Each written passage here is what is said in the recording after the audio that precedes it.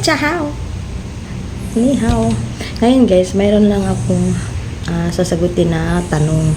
Kasi yung sa akong video, may nag-comment doon na sino daw magpa-process na multiple visa. Ang magpa-process niyan, yung halimbawa may broker ka, yung broker ang mag-process niyan. Kasi binabayaran naman natin sila. Pero kung halimbawa wala kang broker kasi direct hire ka, yung employer mo ang mag-process. Pero kung busy yung employer mo, tapos alam mo na papunta mo, pwede naman siguro ikaw gagawa.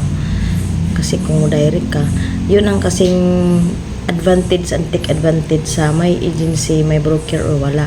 Pag may broker ka, sila talaga gagawa lahat nun. Pag wala kang broker, yung employer mo. Kung wala naman time yung employer mo, ikaw gagawa niyan. Ikaw pupunta doon sa Miko, lakad ka, uwi ka na naman. Kaya ako, mas gusto ko yung mayroon akong broker kasi nga, kahit nagbabayad ako, at least sila gagawa ng lahat. Sila ang palakad-lakad, ganun. Kung ikaw, busy yung employer mo, tapos mayroon ka pang alaga, mahirapan ka talaga.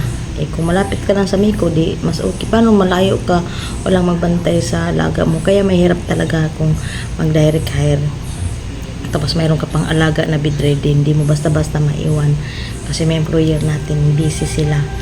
Pero kung wala kang alaga, di mas maganda. Okay guys, sana nasagot ko yung tanong mo. Hindi ko na mahanap yung pangalan mo kung nasaan na.